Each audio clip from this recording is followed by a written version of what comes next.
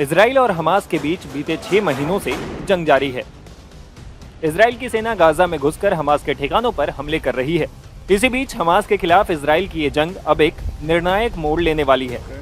Israeli PM Benjamin Netanyahu के मुताबिक अब इजराइल हमास के अंत की तैयारी कर रहा है। इसी के मद्देनजर इजराइल रफाह शहर में हमले तेज करने वाला है। इजराइल के प्रधानमंत्री बेंजामिन नेतन्याहू ने दक्षिणी गाजा के रफाह शहर में हमला तेज करने का संकल्प लिया है। नेतन्याहू ने बार बार कहा है कि इजराइल को रफाह में जमीनी हमला करना चाहिए क्योंकि ये गाजा में हमास का अंतिम गढ़ है।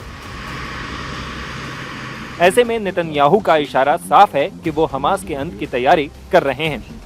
इजराइल के प्रधानमंत्री बेंजामिन नेतन्याहू ने एक वीडियो जारी कर कहा है कि जीत के लिए रफाह का अभियान आवश्यक है। नेतन्याहू ने कहा कि ये होगा, इसकी एक तारीख तय है। उनका ये बयान ऐसे समय में आया है जब इजरायली वार्ताकार मिस्र की राजधानी काहिरा में हमास के साथ संघर्ष विराम समझौते के अंतर्राष्ट्रीय प्रयासों पर चर्चा कर रहे हैं।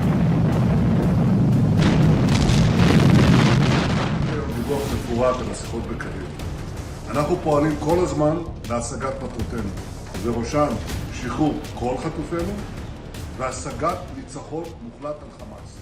बता दें कि अमेरिका इस जंग में इजराइल के इस रुख से सहमत नहीं है और यही कारण है कि इजराइल और अमेरिका के संबंधों में कड़वाहट देखने को मिल रही है।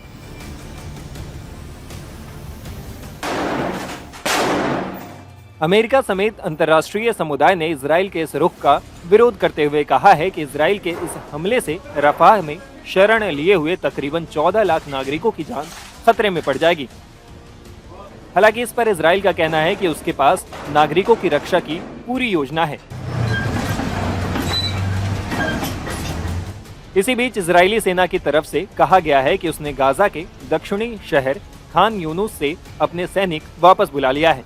इजराइल ने खान यूनुस में हमास के खिलाफ जमीनी हमले के अपने चरण को पूरा कर लिया है, जिसके बाद सैनिकों को वापस बुलाया गया है। इसी बीच इजराइल के रक्षा अधिकारियों ने कहा है कि सैनिकों को खान यूनुस से बुलाकर एकत्रित किया जा रहा है क्योंकि सेना हमास के आखिरी गढ़ रफाह में घुसने की तैयारी कर रही है। इसी बीच इजरायली सेना के प्रमुख लेफ्टिनेंट जनरल हर्जी हलेवी ने कहा है कि गाजा में जंग जारी है और हम अभी रुकने वाले नहीं हैं। टाइम्स नाउ भारत डिजिटल की रिपोर्ट।